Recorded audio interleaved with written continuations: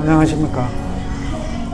기상청이 예보하기를 오늘 7월 25일 날씨가 북부와 중부지방은 최고 습시 37도씨를 넘을 것으로 그렇게 예상을 하고 있습니다. 그리고 북부 지역의 날씨는 7월 28일까지, 그리고 중부 일부 지역은 7월 29일부터 30일까지 이런 날씨가 계속될 것이라고 이야기를 하고 있습니다.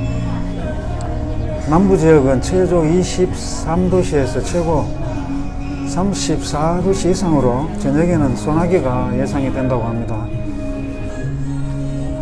그리고 다음 기사는 lâm 동성 바올록시에서 11살 학생이 그 충전을 하면서 휴대전화를 사용하다가 감전사 했다는 그런 기사입니다. 이게 바올록시 초등학교 5학년 학생이 휴대전화로 게임을 하다가 그 배터리 방전 때문에 휴대전화를 충전기에 꽂은 채 게임을 계속 하던 중에 그 감전 사고가 발생을 해서 병원으로 입원되어서 응급 치료를 받았지만 결국 사망하였다고 합니다. 또 이 기사는 닥농성의 닥롱현에서 인민위원회가 발행해준 65개 레드북이 철회가 되었다고 하는데, 그 이유가 중부 고지의 산림과학연구소 토지에 속하거나 보호림 또는 생산림 등의 토지로 개인 소유가 될 수 없는 토지를 인민위원회에서 실수인지 고의인지 모르겠지만은 그 레드북을 발급을 해 주었답니다.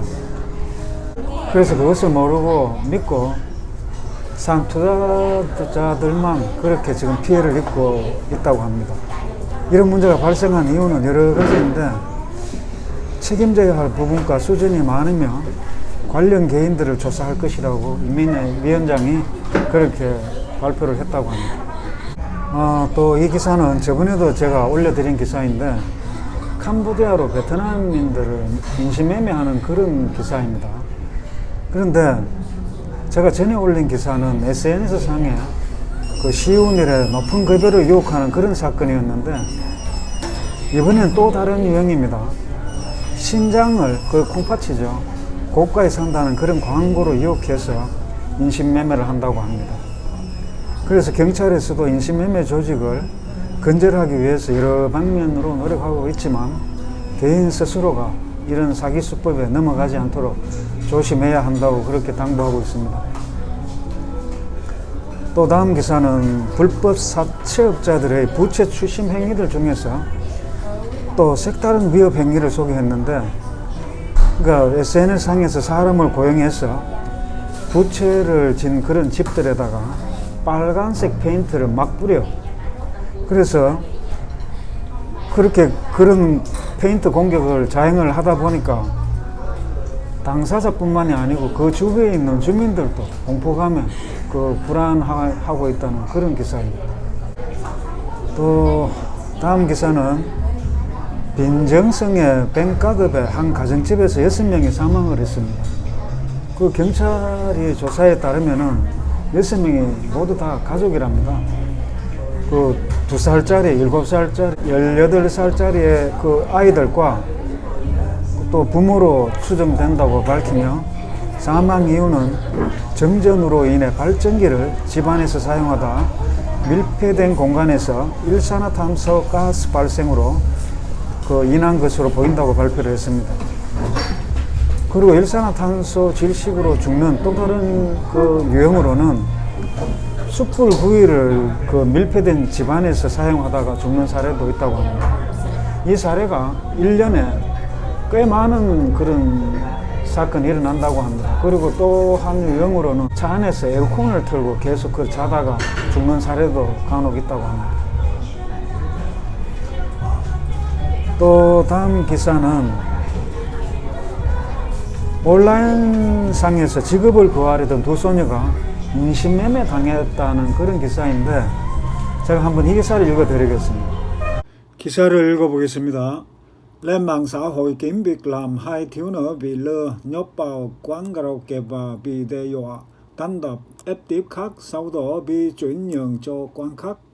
이 일자리를 구하는 소셜미디어상에서 두 소녀가 사기를 당해서 가라오케에 갇혀 위협을 당하고 구타를 당하고 손님 접대를 강요당해서 그 후에는 다른 가라오케로 팔려가게 되었습니다.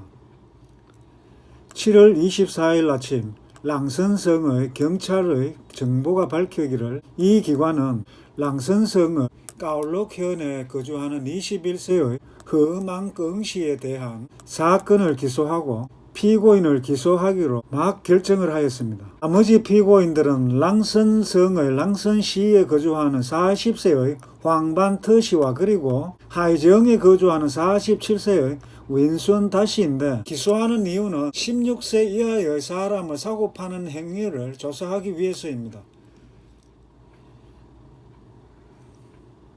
그 전에 7월 13일 약 22시에 랑선성의 경찰은 인신매매 신호 정우가 있는 두 소녀를 태운 차량 사건에 대한 정보를 받고 조사 방안에 착수하게 되었습니다. 이 7인승 차량을 정지하는 시점에서 관계 경찰은 두 소녀가 구조 요청 신호를 보내는 것을 발견하였습니다. 즉석에서 확인한 후에 경찰은 차에 타고 있는 두 남성을 제압을 하였고 동시에 사건을 조사하기 위해 모두 경찰서로 데리고 갔습니다. 경찰 진술에서 두 소녀가 밝히기를 모두 다 15살이고 일찍 학교를 그만두었습니다. 그리고 온라인상에서 부업을 찾아 대여 의류를 판매하도록 수락받게 되었습니다. 약속 장소에 갔을 때 두 사람 모두 여러 사람들에 의해서 강제로 가서 가라오케에 있는 손님들을 접대하게 되었습니다. 두 사람 모두 동의를 하지 않고 집에 돌아가도록 부탁을 했습니다. 하지만 구타를 당하고 위협을 당하고 감금을 당하고 그 후에는 강제로 차에 올라타 한 다른 가라오케로 데리고 가게 되었습니다. 어떻게 기사 잘 읽어보셨습니까? 오늘 또 짤막한 베트남 소식을 전해드렸습니다. 다음 시간에 또 뵙겠습니다.